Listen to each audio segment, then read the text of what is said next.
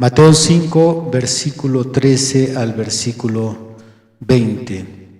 Adelante. Vosotros sois la sal de la tierra, pero si la sal se desvaneciere, ¿con qué será salada? No sirve más para nada, sino para ser echada fuera y odiada por los hombres. Vosotros sois la luz del mundo. Una ciudad sentada sobre un monte no se puede esconder, ni se enciende una luz y se pone debajo del almud, sino sobre el candelero y alumbra a todos los que están en casa. Así alumbre vuestra luz delante de los hombres, para que vean vuestras buenas obras y glorifiquen a vuestro Padre que está en los cielos. No penséis que he venido para abrogar la ley de los profetas. No he venido para abrogar, sino para cumplir. Porque de cierto os digo que hasta que pasen los cielos y la tierra, ni una gota ni una tilde pasará de la ley, hasta que todo se haya cumplido.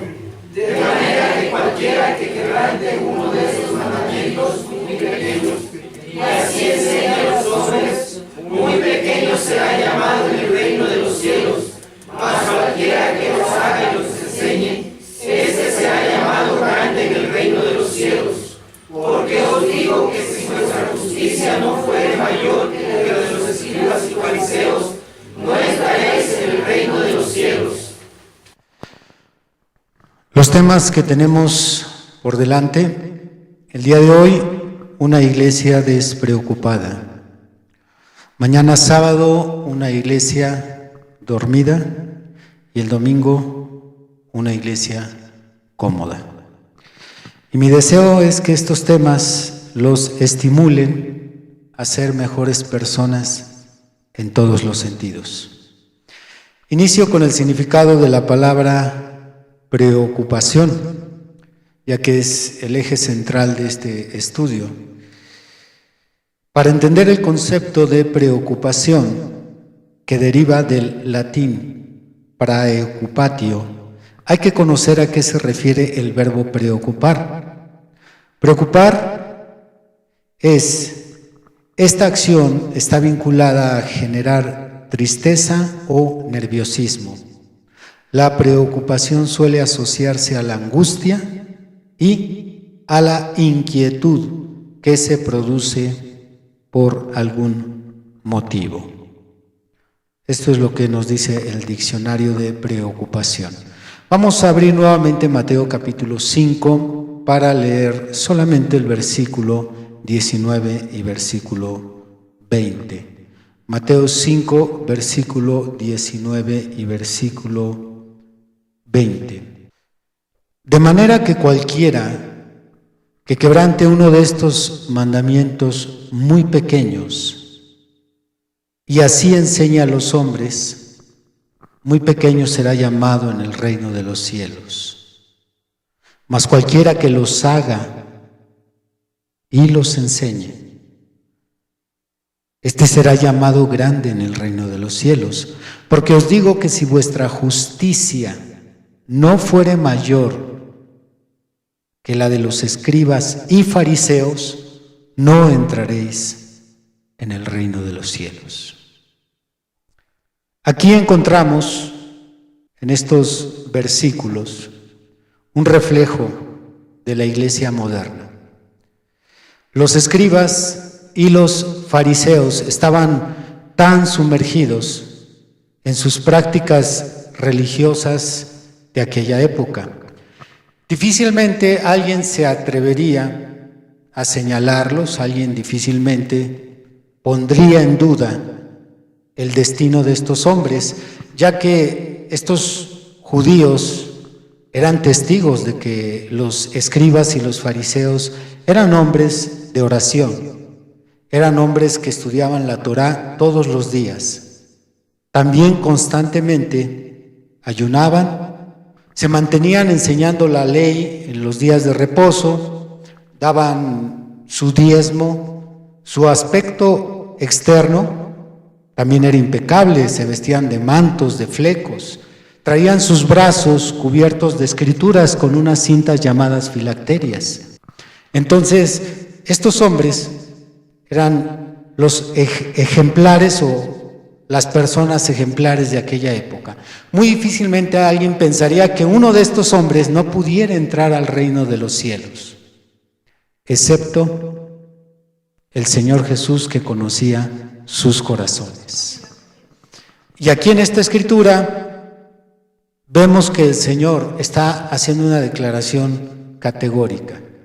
Está diciendo que si la justicia de sus seguidores no es mayor que la de estos hombres, tampoco ellos entrarían al reino de los cielos. Muy independientemente de la religión, de sus prácticas, Jesús estaba señalando algo que estaba mal en aquella generación. Jesús estaba a través de parábolas muy sencillas mostrando que estos hombres tenían demasiada religión, pero no tenían justicia en sus vidas. Si analizamos las enseñanzas de este maestro, cómo es que lleva en una secuencia las parábolas. Él comienza hablando primero de la sal. La sal, aparte de ser un preservativo, es un sazonador. Se ha usado durante todos los siglos hasta nuestros días para sazonar.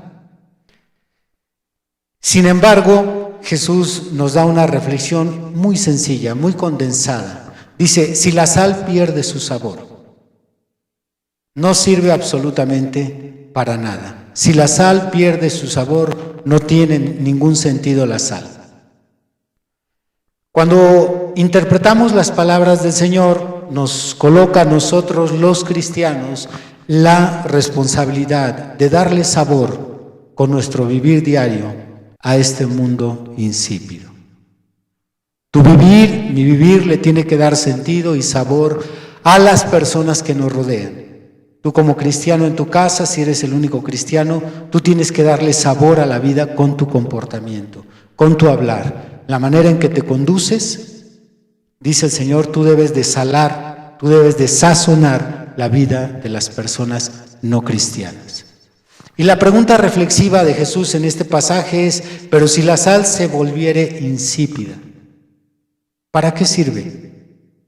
Si la religión cristiana, traduciendo el mensaje implícito en las palabras del Maestro, si la religión cristiana no transforma a las personas, entonces, ¿de qué sirve la religión?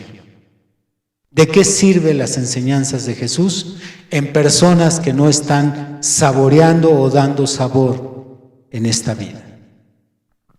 Regresa ahí a Mateo 5 en el versículo 13, es todo lo que Jesús dice en este pequeño versículo. Vosotros sois la sal de la tierra, pero si la sal se desvaneciere, ¿con qué será salada? No sirve más para nada, sino para ser echada fuera y hollada por los hombres. Después, Jesús, para remachar el punto de la justicia de los cristianos, de la conducta de cada persona, avanza un poco y metafóricamente ahora nos dice, ustedes aparte de la sal, son también la luz del mundo. No solo Jesús, como declara de él mismo en San Juan 12, yo soy la luz del mundo y el que me siga no andará en tinieblas, sino que le dice a la iglesia, ustedes, aparte de sal, ustedes también son luz de este mundo. Que sus obras, que su conducta alumbre a la oscuridad en que vive la humanidad. Que el amor que ustedes deben de profesar alumbra a este mundo que se debate en odio. Que el perdón y la misericordia muestre que la venganza no es el camino. Dice que sus obras glorifiquen a Dios. No sus cantos, no su Biblia, no su falda larga, no su cabello largo, lo cual admiramos definitivamente esos cambios, pero sus obras son las que van a alumbrar a este mundo. ¿Alaban a Dios? Verso 14, por favor. Verso 14. Vosotros sois la luz del mundo. Una ciudad asentada sobre un monte no se puede esconder, ni se enciende una luz y se pone debajo de un almud, sino sobre un candelero y alumbra ¿a quién? A todos los que están en casa. Así alumbre vuestra luz delante de los hombres, para que vean vuestras buenas obras, glorifiquen a vuestro Padre que está en los cielos. No es una casualidad que Jesús, seguido de esta tarea que le comisiona a sus seguidores, ser sal y ser luz, que empiece a hablar de este grupo religioso, fariseos y escribas, y diga: obsérvenlos. Me los imagino ahí parados a un lado del maestro. Obsérvenlos. Estos hombres que ayunan, que oran, que rezan en las esquinas de las plazas, estos hombres que se saben la ley de memoria, estos hombres que entonan cantos en el templo de Salomón, todos ellos, ninguno entrará al reino de los cielos. Y si su justicia de ustedes no es mayor que la de ellos, tampoco ustedes entrarán al reino de los cielos. ¿Qué está haciendo el maestro? Está tirando por los suelos una vida religiosa. Una vida que tiene prácticas religiosas. En aquel tiempo, fariseos y escribas se esforzaban mucho por lavarse las manos, lavar los jarros, guardar el día sábado. Usted ha de recordar que se enojaban mucho con el Señor cuando sanaba en día sábado. Tenían mucha religión, pero su vida, el problema era su vida no era congruente con su religión, y por increíble que parezca, estos dos grupos habían perdido la brújula e iban en dirección contraria hacia donde la religión debería de llevarlos.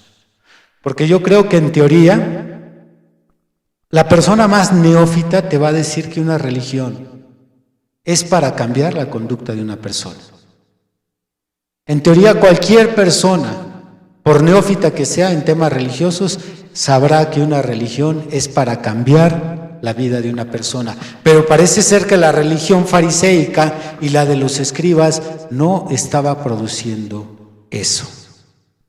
Así que Jesús no solo a su generación, sino quiso que sus palabras se trasladaran hasta el siglo XXI y fueran eternas, y ahora nos dijeran a la iglesia de este tiempo: no religión, sino tu vida. Sal y luz de este mundo. ¿Alaban a Dios? Con razón en Mateo 23 el Señor recrimina a aquella generación religiosa y les dice: ustedes vigilan más lo de afuera que lo de adentro, que es lo que viene introducido en la frase: cuelan el mosquito, pero se tragan el camello. Diezman la menta, el eneldo y el comino, pero pasan por alto lo más importante de la ley, que es la justicia, el amor y la fe. ¿Alaban a Dios? Ahora, ya trayendo las palabras del maestro a nosotros, a este tiempo, a esta generación, ¿qué de usted como cristiano? ¿Qué de mí como pastor? Qué vergüenza me daría, hermano, llevar nada más una vida religiosa, subir a predicar aquí y no vivir lo que enseño. Se me caería la cara de vergüenza si ese fuera mi caso. ¿Cuál sería tu caso en esta tarde? ¿Religión o justicia? Hoy vamos a analizar en base a esta consideración 3 necesidades vitales por las que la iglesia hoy en día está despreocupada. Está más preocupada por actividades religiosas como los jóvenes que se van a reunir mañana en la Marcha de Gloria. Creo que hace como 3 años eran alrededor de 10,000 cristianos ahí. Llevan pancartas, llevan uniforme, hay danza y aplausos, llevan panderos. Todo eso es religión. Nada en contra de eso. Pero hoy vamos a tratar de enfocarnos en nuestra justicia diaria, la que Jesús dijo: si no es mayor que la de la gente religiosa, de cierto os digo, no entraréis al reino de los cielos. Quiero señalarles 3 cosas de las cuales el cristianismo moderno se ha despreocupado. ciertamente tiene mucha religión, pero estas tres cosas están descuidadas. Número 1, nuestro testimonio. Número 2, el crecimiento espiritual. Y número 3, el ministerio del pastor. Son tres cosas por las cuales la iglesia hoy en día está totalmente despreocupada. Se preocupan mucho por actividades religiosas, pero estas tres cosas están en el abandono. Vamos a comenzar con el primero, nuestro testimonio. Abra Eclesiastés capítulo 7 y la iglesia le da la gloria al Señor. Solo voy a leer la mitad del versículo 1. Dice, mejor es la buena fama que el buen ungüento. Mejor es la buena fama que el buen ungüento. Se puede traducir, mejor es el concepto que las personas tengan de ti que el mejor perfume que tú puedas usar. Es muy triste que existen muchos cristianos que no les importa lo que la gente piense de ellos. Hay una frase que muchas personas abrazan y lamentablemente también cristianos, se oye por doquier y es una frase que dice, a mí me tiene sin cuidado lo que piensen las personas de mí. Más cuando por ahí nos llegan reportes, fíjate que fulana dice que eres esto, fíjate que mangana dice que eres aquello. Entonces muchas personas me dicen, a mí no me importa lo que la gente piense de mí. Pues quiero decirte que eso es errado, eso está equivocado. Sí te debe de importar lo que la gente piense de ti. Te debe de interesar lo que el maestro piense de ti, lo que tu jefe piense de ti, lo que los compañeros de trabajo piensen de ti. Porque Jesús te está mandando a ser luz y sal para ellos.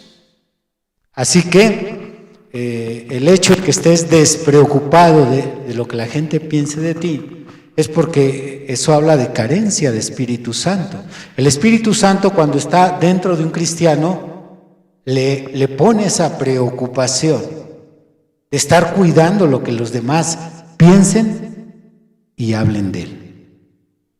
¿Alaban a Dios? ¿Por qué? Porque somos representantes de Cristo aquí en la tierra. Así como hoy nos visitan muchos Altamirano. ¿Qué clase de familia es los Altamirano allá en Tepic? Ellos aquí nos van a dejar una impresión de quiénes son los Altamirano. Igual cuando dice el hermano William Branham en el mensaje de adopción, cuando va un hombre de una nacionalidad a otra nación, esa sola persona está representando a todo su país. Por ejemplo, cuando yo fui a Colombia, hacía yo algo y decían los colombianos, ¿así son los mexicanos?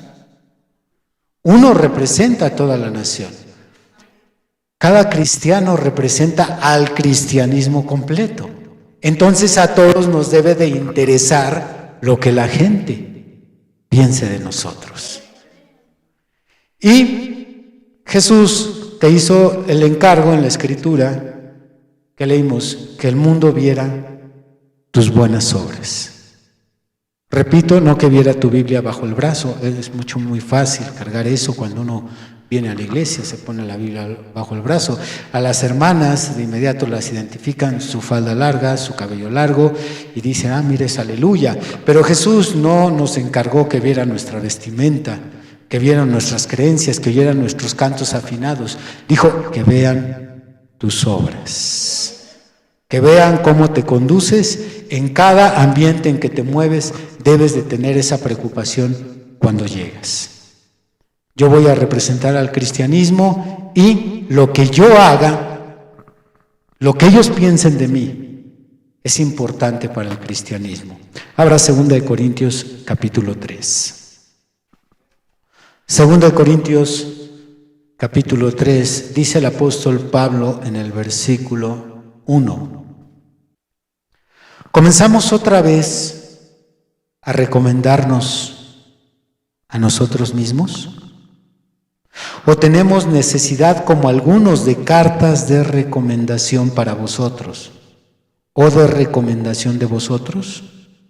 Nuestras cartas sois vosotros, escritas en nuestros corazones, conocidas y leídas. ¿Por quién? ¿Tu vecino te lee todos los días cuando sales? ¿Tu jefe te lee todos los días cuando llegas al trabajo? ¿Tu suegra, cuando lo esperas en tu casa, te lee todos los días? Nosotros somos cartas leídas. Nuestras acciones están siendo vistas, evaluadas y tienen un concepto de cada uno de nosotros. Así que definitivamente sí te debe interesar qué es lo que piensan de ti. Yo le he recomendado a mi iglesia en varias ocasiones les he dicho, por favor, si ustedes andan en el mundo y en el pecado, no digan que se congregan aquí, porque a mí me daría vergüenza. No digan que yo soy su pastor. Si ustedes vienen aquí y luego llevan allá una doble vida, no les digan cuando les pregunten. Les he enseñado a decir, ni siquiera digan que son cristianos cuando no viven como cristianos. Si alguien nos pregunta, ¿somos cristianos? ¿Cuál es la respuesta que tenemos que dar? Intentamos ser cristianos, pero no somos cristianos, porque ellos nos están leyendo. Les voy a hablar desde lo más sencillo que leen en los cristianos de este tiempo, en los cristianos modernos. Muchos cristianos no saben que es importante su presentación, su aspecto. Y es una vergüenza que hay muchos cristianos que tienen totalmente descuidada su higiene. Cristianos que no se bañan, cristianos que no se cambian, cristianos que no se lavan los dientes, cristianos que huelen mal, cristianos apestosos, sucios en la extensión de la palabra. Es una vergüenza para el cristianismo, ese tipo de personas que ni siquiera tienen principios de higiene, cosas que los no cristianos a veces cuidan mejor que los cristianos. Tu actitud acomedida, eres de aquellos que les gusta comer de a gratis, flojos que no saben ni levantar el plato de la mesa, que no se acomiden para lavar los trastes, tomar una escoba. A donde quiera que vayas, desde el momento en que llevas la etiqueta de cristianismo, los ojos están puestos sobre ti. ¿Alaban a Dios? Cristianos flojos que no se levantan. La Biblia sí condena la pereza. Ahorita no es el tema, pero usted puede leer entre varias escrituras. Proverbios 6 habla de: ve a la hormiga, oh perezoso, como no teniendo capitán ni señor prepara su comida en tiempo de invierno. Entonces, creo que nosotros en lo más básico no estamos vigilando, no estamos trabajando en el testimonio, en lo que la gente piense de mí. ¿Sabías que la Biblia nos enseña aún hasta en el asunto de la comida? Porque la Biblia cuida todas las áreas. No recuerdo el pasaje. A ver, abra Proverbios 23. Creo que es Proverbios 23. Sí, Proverbios 23. Vea lo que dice el versículo 1. Cuando te sientes a comer con algún señor, considera bien lo que está delante de ti. Considera bien lo que está delante de ti y pon cuchillo a tu garganta si tienes gran apetito. En otras palabras, la Biblia no aprueba los tragones. Y en otras palabras, la Biblia no aprueba a los delicados, o en México les llamamos milindrosos. Aquello, ay hermano, es que ¿qué cree que a mí no me gusta el huevo? Ay hermano, ¿qué cree que? Ese tipo de gente está siendo una muy mala imagen para el cristianismo. Dice aquí, considera bien lo que está delante de ti. Si te sirven algo que no te gusta, Señor, ayúdame, porque ¿cómo me voy a ver? ¿Qué van a pensar de mí? ¿Qué van a pensar de mí? Y aparte, aunque tengas mucha hambre, pon un cuchillo a tu garganta. ¿Sí? Tranquilo. Si allá acabas con la alacena de mamá, aquí tranquilo, por favor. Aquí llévate la fiesta tranquilo. ¿Más, hermano? No, así está bien. Bueno, aquí entraría también el tema que yo le he enseñado a mi iglesia. Y aprovecho porque yo sé la confianza que me da el pastor Antonio para yo hablar con ustedes. Yo les he pedido a los hermanos, cuando ustedes vayan de visita a un hogar, lleven algo, no sean encajosos. La crisis económica nos está pegando a todos. Entonces, si yo soy invitado a una casa, bueno, voy a llevar leche, voy a llevar pan, voy a llevar arroz. ¿Algo para qué? Pues para que las personas que con mucho gusto me están abriendo las puertas de su casa no resientan en su economía mi visita. Entonces, enséñense a ser acomedidos. En estas pequeñas cositas, el cristianismo, repito, está muy mal en su testimonio. Porque el diablo nada más está buscando a ver qué hacemos mal para de inmediato extender el dedo. Observen a los cristianos, ¿cómo son? Sucios, flojos, cochinos, no les gusta comedirse, les gusta nada más recibir, no les gusta dar, etc. Y lo triste es que es la verdad. ¿Hablan Tito? ¿Ya lo tenemos? Capítulo 1. Dice el versículo 10, porque hay muchos contumaces, habladores de vanidades y engañadores, mayormente los de la circuncisión, a los cuales es preciso tapar la boca, que trastornan casas enteras, enseñando por ganancia deshonesta lo que no conviene. Uno de ellos, su propio profeta, dijo: los cretenenses, esto es la iglesia donde estaba Tito, los cretenenses, siempre mentirosos, malas bestias, glotones ociosos. Y luego mire lo que Pablo le dice a Tito: este testimonio es verdadero. ¡Qué vergüenza, hermanos! Este testimonio es verdadero, por tanto, repréndelos duramente para que sean sanos en la fe. O sea, lo que decía el profeta, este profeta sobre los hermanos de Creta, era cierto. Y cuando Pablo le escribe a Tito, mira, esto es lo que se está divulgando de la iglesia en Creta. Esto es de lo que se dice de los hermanos. Y como es verdadero, repréndelos duramente. Primeramente por causa del evangelio, después por la imagen de su iglesia. Porque ambas cosas son importantes que cuidemos. ¿Alaban al Señor? Así que deberías empezar a preocuparte más por tu testimonio. ¿Qué dicen de ti los compañeros de trabajo, hermana? No lo sé, tendrá que ver mi testimonio. A mí me gustaría que la hermana Jonanet, como miembro de esta iglesia, sus compañeros de ella digan siempre: llega temprano. Nunca está de floja. Desquita el salario que le están pagando, no se está quejando ni hablando espaldas de su patrón. A mí me interesaría que digan de ella eso, porque es mi oveja y está bajo mi cuidado. Pero no sé a ella qué le interese, le debe interesar lo que otros digan de ella. ¿Qué dice de usted, hermana, su suegra? ¿Qué dice de usted su suegra? ¿Acaso su suegra dice: hombre, trae a mi hijo así y no le planchan, mi hijo siempre con la ropa arrugada, no le lava, lo controla? ¿Qué dice su suegra de usted? Esa es la preocupación que la iglesia debe de tener, el testimonio, lo que la gente piensa y opina de nosotros. ¿Alaban a Dios? ¿Qué dicen nuestros hijos de nosotros como padres?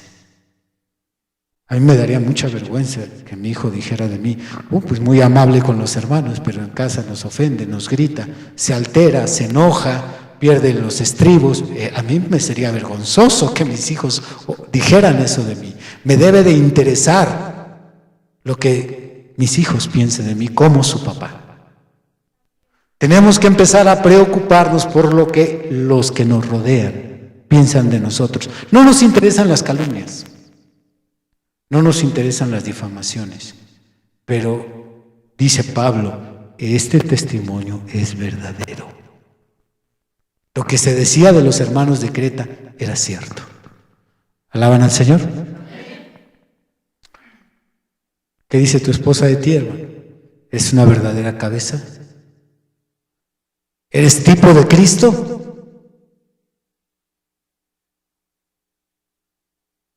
Nadie para dar un mejor testimonio, un testimonio preciso como la persona que tenemos al lado, que nos conoce día y noche, conoce nuestro levantarnos, acostarnos, las cosas que otros no ven, nadie como ellos para decir lo que ellos piensan de nosotros. En ocasiones yo me he ido por esa finta con la que se fue el profeta Samuel. Ustedes han de recordar que fue enviado a la casa de Isaí para buscar al rey. Entonces se fue con el aspecto de todos, empezó por el mayor, creo que se llama, Eliab el mayor. Entonces se fue de ahí hacia el más pequeño, ninguno era. Y le dijo el Señor a Samuel, tú ves lo que tienes delante de tus ojos. Y a mí me ha pasado que cuando llego a una casa de un hermano y convivo con la familia no cristiana, digo, ¿cómo el Señor ha ayudado a su hijo? Sí, porque no lo conoce usted, pastor, por eso dice usted eso. Qué triste es que contradigan el concepto que uno tiene de las personas. Alaban a Dios. Dile al de al lado, preocúpate por tu testimonio. Los cantos están bien, hermanos, los cantos están bien, pero es religión, los cantos es religión. Religión ya tenemos mucha, lo que necesitamos es justicia. Y si nuestra justicia no es mayor que la de los fariseos, no entraremos al reino de los cielos. ¿Alaban a Dios? Pasamos a lo segundo, crecimiento espiritual. Aunque la lógica nos dice que se practica el cristianismo para ir en constante crecimiento, la realidad, o no si tenga que adjetivar la triste realidad, la lamentable realidad es que hay muchos, pero muchos cristianos que llevan años y años en una banca y no crecen. Años, cristianos de 3, 5, 8, 10, 12 años y no crece.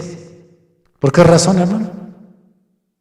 Porque están preocupados más por religión que por su crecimiento espiritual. Porque en el Evangelio la antigüedad no equivale a crecimiento. El crecimiento se adquiere, ahorita lo voy a mencionar, pero esta falta de crecimiento espiritual en la vida de muchos cristianos pues se refleja en el momento en que uno los quiere corregir. Usted sabe que hay cristianos muy delicados que no se les puede señalar su pecado porque se ofenden, algunos hasta se quieren largar de la iglesia. La falta de crecimiento espiritual no les permite a muchos cristianos recibir la corrección como se debe. Y se vuelven delicaditos, se ofenden a veces incluso con las predicaciones del púlpito. Seguramente eso el pastor lo dijo por mí. Bueno, aquí yo sí les aclaro que sí le dijo por él, pues ¿por quién más? Pues ni modo que lo diga por el vecino. ¿Por dónde comienza el juicio? Por la casa de Dios. Así que vamos a analizar este punto. Qué importante es el crecimiento espiritual, el cual se puede lograr solo con la combinación de 3 prácticas. 3 prácticas para que un cristiano tenga crecimiento espiritual. Número 1, el estudio de la Biblia constante. Repitan, el estudio de la Biblia constante. El estudio de la Biblia constante. Segundo, la oración constante. La oración constante. Y tercero, poner en práctica lo que aprendimos en cada prueba que tenemos. Poner en práctica lo que aprendimos en cada prueba que tenemos. Y considero esta tercera la más concluyente, la concluyente de las otras 2. La falta de estas tres prácticas en tu vida diaria es lo que te ha impedido tener un crecimiento, a pesar de que han pasado años y sigues aquí entre nosotros o eres de alguna iglesia. Es muy lamentable, porque es un problema trabajar con niños. ¿Hay alguna maestra aquí de escuela primaria? ¿Nadie? ¿Kinder? ¿Educadora? ¿Puericulturista? ¿Niñera? Nada.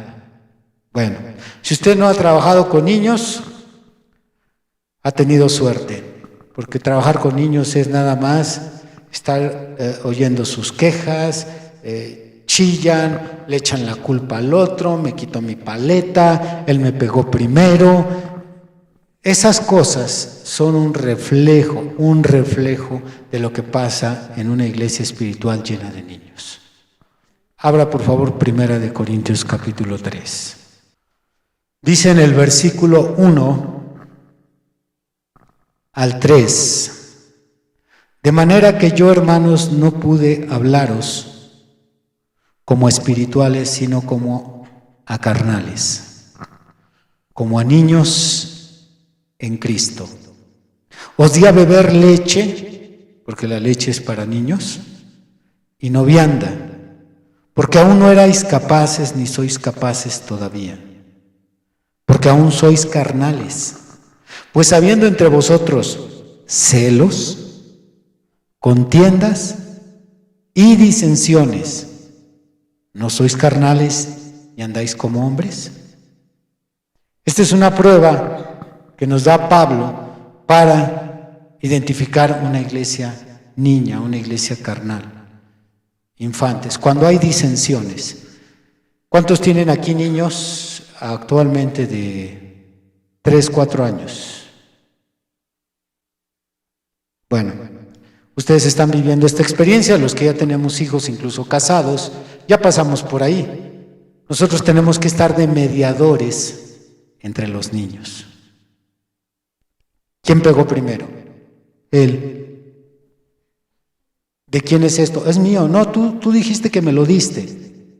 Bueno, los pastores tenemos que estar arreglando estos problemas entre los niños de la iglesia. Pastor, me pidió 1,000 pesos y no me los quiere pagar. Uno tonto y el otro sinvergüenza, el pastor tiene que intervenir. Porque si fuera un maduro, él solo se presentaría: hermano, no tengo con qué pagarte, vamos a arreglarnos de otra forma. Dame un trabajo, llévate algo de mi casa, lo vendemos, como sea, pero yo quiero ser responsable con el compromiso que hice contigo. Ese es un adulto, ese es un maduro. El niño esconde el juguete, no lo quiere regresar, y así son los niños espirituales. Piden prestado, no quieren pagar, el otro hermano se enoja con él, el sinvergüenza se va y se gasta el dinero que debería haber ido a pagar. Es un problema lidiar con niños. Mi iglesia tiene niños. Quejas, lloro. ¿Qué puede hacer usted por el reino de Dios con niños? Nada. Usted no agarra un grupo de niños y dice: vamos a montar una empresa. Pues claro que no se puede hacer nada con niños. Y las iglesias que tienen niños espirituales no son de bendición para este mundo. Por el contrario, son una carga. Alaban a Dios. Y también qué satisfacción, hermano, es trabajar cuando te encuentras con gente madura. Gente que no necesita al pastor para arreglar sus problemas con las demás personas.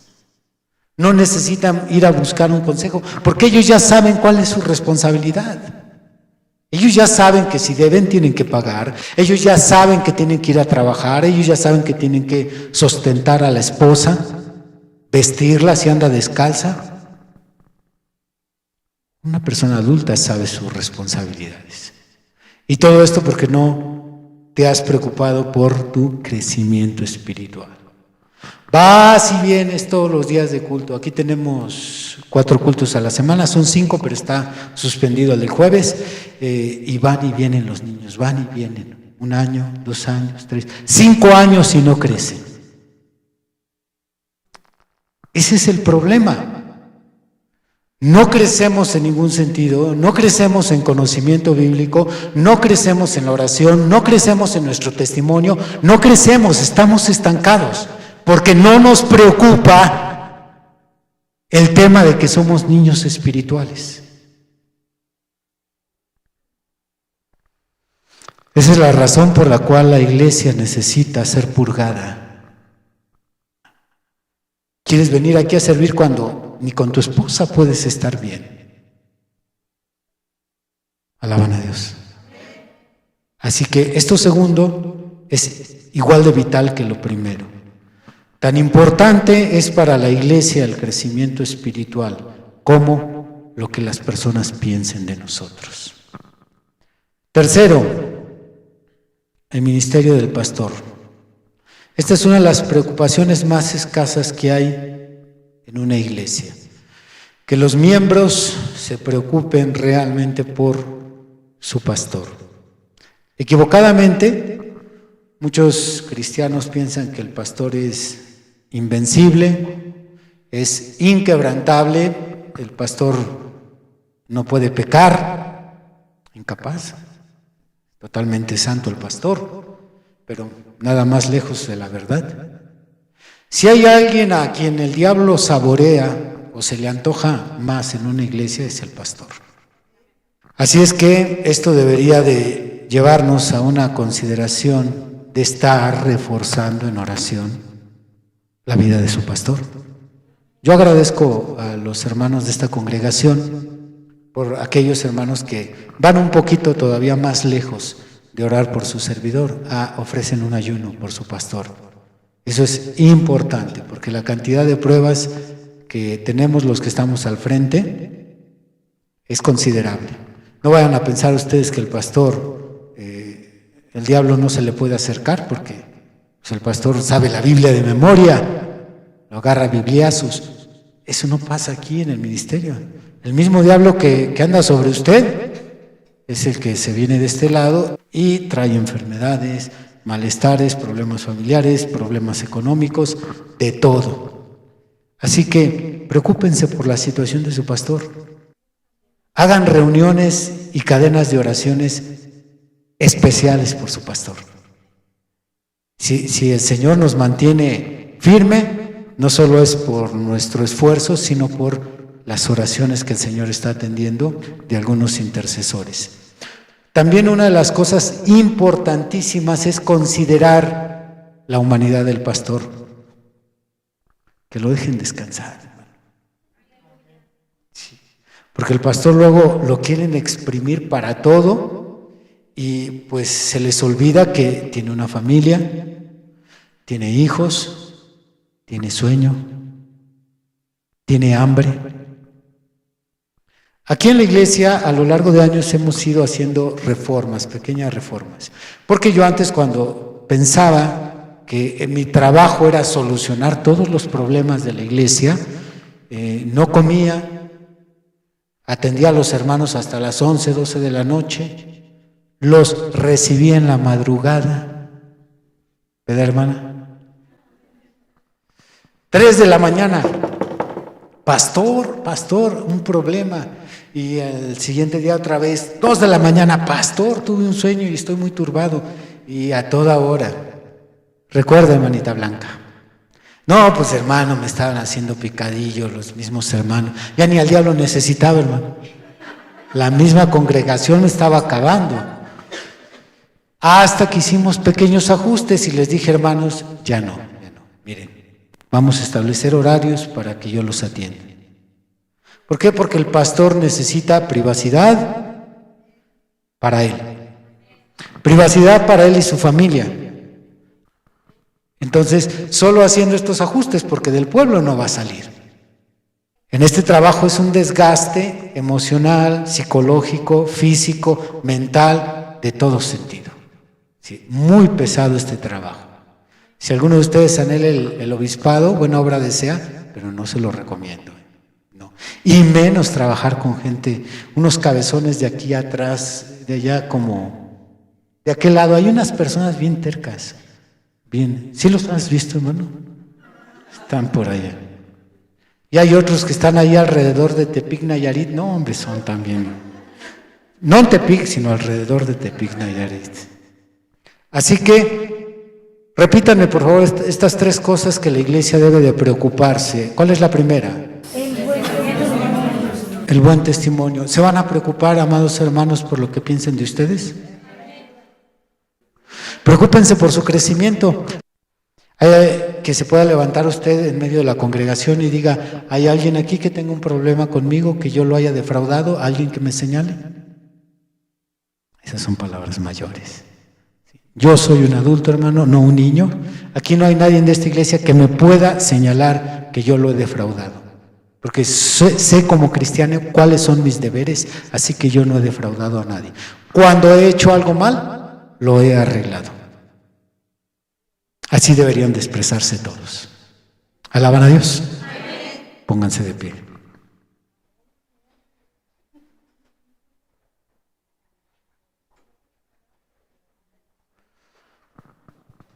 ¿Se llevan poca o mucha tarea?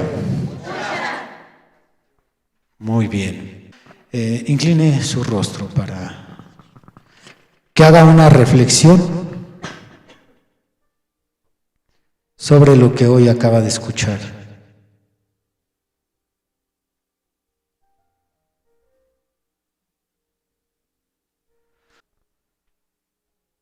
Señor, qué vergüenza que en las cosas más sencillas, en las cosas que muchas veces un pecador tiene más en orden que un cristiano, la higiene,